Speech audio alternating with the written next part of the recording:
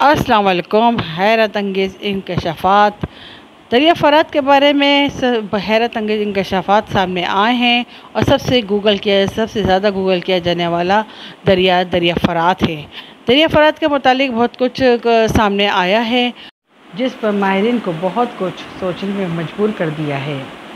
دریا فرات کے بارے میں کچھ ایسی چیزیں ڈسکور ہوئی ہیں جس کو سن کر حیران رہ جائیں گے، کیونکہ یہ وہ باتیں ہیں اس بات کا ثبوت ہے کہ دریا فرات میں تبدیلی آنا دنیا میں کچھ نہ کچھ معاملات اور تبدیلی آنے کی طرف آگاہی کرتا ہے۔ 1700 میل پہ پھیلا ہوا دریا فرات، دنیا کا مضبوط اور تیز ترین دریا، کوئی سوچ بھی نہیں سکتا تھا یہ خوش ہوگا، لیکن حیرت کی بات ہے کہ اللہ اور اس کے رسول حضور پاک صلی اللہ علیہ وآلہ وسلم نے آج سے 1400 سال پہلے اس بات کے بارے میں آگاہ کر دیا تھا کہ دریا فرات خشک ہو جائے گا۔ ہم دیکھ رہے ہیں آج ویسے ہی ہو رہا ہے، جس نے سائنسدانوں کو حیران کر کے رکھ دیا ہے، کیونکہ اس عظیم دریا کے خشک ہو جانے تک کا مسئلہ محدود نہیں ہے۔ اصل مسئلہ تو جب سامنے آتا ہے جب اس دریا کے خشکی سے جڑے ہوئے کچھ واقعات کی تفصیلات سامنے آتی ہیں۔ ہم آپ کو بتاتے چلیں کہ دریا فرات کا خشک ہونا ہے نہ کہ اسلام میں بلکہ عیسائیوں کے مذہب میں بھی اتنا ہی اہم ہے۔ بائبل اور قرآن پاک میں کئی موقعوں پہ اس دریا کو لے کے گفتگو اور پیش گوئیاں کی گئی ہیں۔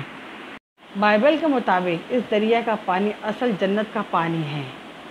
یہ وہ دریا جو مشرق کو مغرب سے الگ کرتا ہے، اور خدا کے علاوہ کوئی نہیں جانتا کہ صدیوں سے موجود یہ عظیم دریا میں کہ کتنی قوموں، تہذیبوں اور مذہبوں کو اس دریا نے اپنے اندر دفن کیا ہے۔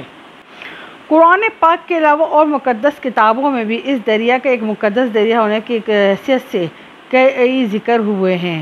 اللہ تعالیٰ نے قرآن پاک میں بیان کیا کہ حضرت ابراہیم علیہ السلام کو جو زمین دینے کا وعدہ کیا، اس کے لیے اس دریا کو ایک حد کے لیے مقرر کیا گیا تھا۔ دریا فرات جغرافی اور سائنسی اعتبار سے تو اہم ہے ہی، لیکن اس کے ساتھ ساتھ اس کی مذہبی اہمیت سے بھی انکار نہیں کیا جا سکتا۔ قرآن پاک کے علاوہ اور کئی مذہبی کتب میں بھی اس دریائے اہم کا ذکر ملتا ہے، اور کچھ سالوں تک ایسی اپنی تیز روانگی کے ساتھ بہتا رہا ہے، لیکن 3-4 سالوں میں یہ دریا خشک ہوتا اور مکمل طور پر یہ خشک ہو چکا ہے، اور اس کے سوکھنے کی وجہ سے کئی انہونے واقعات رونما ہوئے ہیں جو کہ اس دریا کو مزید پراسرار بنا رہے ہیں۔ خشک حصوں کا مزید جائزہ لیا گیا اور رپورٹس میں آیا کہ یہاں سے کئی قسم کی ایسی چیزیں دریافت ہوئی ہیں کہ یہاں یقین کرنا مشکل ہو جاتا ہے۔ خاص طور پر اکتوبر 2020 میں عرب نیوز چینل نے دریائے فرات کے ساحلوں پہ رہنے والے لوگوں کے انٹرویو کیے۔ انہوں نے جو انکشافات کیا آپ سن کے حیران رہ جائیں گے۔ بہت سے لوگوں کا کہنا تھا کہ کئی اشیاء ہمارے گھروں سے اچانک غائب ہو جاتی ہیں اور کئی دنوں کے بعد وہ اشیاء پھر مل بھی جاتی ہیں، لیکن جب یہ اشیاء ملتی ہے تو زیادہ جلی ہوئی اور خراب حالت میں ملتی ہے۔ سب سے شوقین اس دریا میں مسٹری، اس دریا میں موجود سے گہری سیاہ غاریں ہیں جو کہ دریا کی گہرائی میں بالکل گہرائی میں موجود ہیں۔ عیسائی مذہب کے پیروکاروں کا کہنا ہے کہ یہ دریا کے اندر جو گہرائی ہے یہ شیطانوں کا گھر ہے اور صدیوں سے موجود ہے، اور یہ نظریہ دریا فرات کے ساحلوں میں رہنے والے لوگوں کے نظریے سے ملتا جلتا نظریہ ہے کہ ان کے گھروں کی چیزیں غائب ہو جاتی ہیں اور کچھ دنوں کے بعد پھر مل جاتی ہیں، وہ بھی بری حالت میں یا جلی ہوئی، اور عجیب و غریب آوازیں بھی سنائی دیتی ہیں۔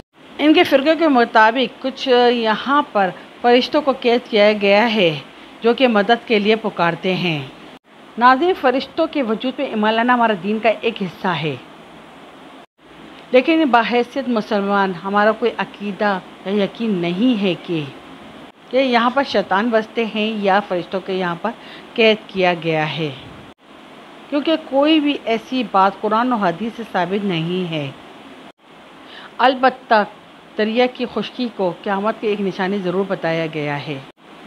مسلمان ایمان رکھتے ہیں، لیکن دوسرے پیشواؤں کے ہٹ کر سائنسدانوں کے جو اپنے نظریے یہاں پر ظاہر ہو رہے ہیں۔ سائنسدان جب سمندری زندگی کا مطالعہ کرتے ہیں تو ان کے لیے سب سے زیادہ دلچسپی کا سمندری آوازیں ہی ہوتی ہیں جنہیں وہ مختلف سائنسی ٹولز کے ذریعے ریکارڈ کرتے ہیں۔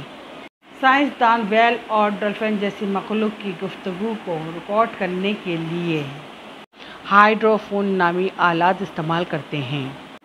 ہائیڈرو فون کے ذریعے جانوروں کی زندگی اور ان کے ماحول کو سمجھا جاتا ہے۔ زمین کی حرکت کی آواز سننے کے لیے ایک اور ٹول جیو فون استعمال کیا جاتا ہے۔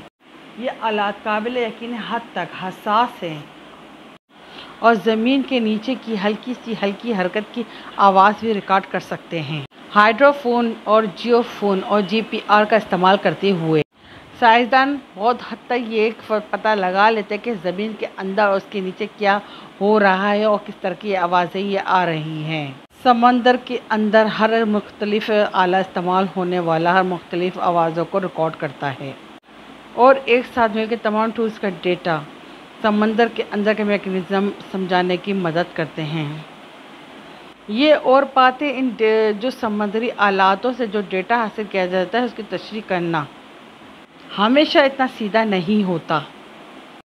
جو ساری معلومات اکٹھی ہوتی ہیں ان کو سائنسدانوں کے علاوہ مختلف شعبوں کے لوگ بھی سمجھنے میں مدد کرتے ہیں، جیسے کہ مختلف شعبوں ارضیات، آثار قدیمہ، سعودیات اور یہاں تک کہ ثقافتی علوم کے ماہروں کی بھی ضرورت ہوتی ہے تاکہ مخصوص جگہ کی تمام ہسٹری کو سامنے رکھتے ہوئے کسی بھی نتیجے پر پہنچا جا سکے۔ جی ہاں، جو دریافت افراد سے آوازیں ریکارڈ گئی ہیں اس پر ابھی تک کچھ نہیں کہا جا سکتا۔ سائنسدانوں کا کہنا ہے کہ یہ آوازیں بہت مختلف نوعیت کی ہیں۔ جو آلات ان آوازوں کو ریکارڈ کرنے کے لیے استعمال کیے گئے ابھی وہ اتنے جدید نہیں ہیں کہ سمندر کی گہرائیوں میں مختلف تبدیلی ہونے کو بھی نوٹ کر سکیں۔ دریا فرات ایک ایسا دریا ہے کہ اس میں مسلسل تبدیلیاں آ رہی ہیں۔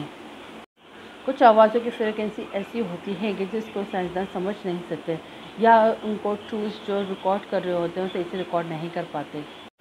بعض اوقات آواز ریکارڈ بھی ہو جائے تو ان کو سمجھنا بہت مشکل ہو جاتا ہے۔ کس چیز کی آواز ہے کیا ظاہر کر رہی ہیں؟ یہی بات ہے کہ دریا فرات سے غیر معمولی آوازیں جو آ رہی ہیں۔ ایک تو یہ بہت بڑا دریا ہے جو کہ بہت ہی پیچیدہ راستوں اور جانداروں اور قدرتی ماحول پر مشتمل ہے۔ اوپر سے اس دریا کا بہت بڑا حصہ خشک ہو چکا ہے۔ اس میں سائنسدان روزانہ کچھ نہ کچھ تبدیلیاں محسوس کر رہے ہیں اور اس کو نوٹ کر رہے ہیں، اور خاص طور پہ جو سمندر کے اندرکار ہے اور اس کے آنے والی آوازوں کے متعلق ابھی تک کچھ نہیں کہا جا سکتا۔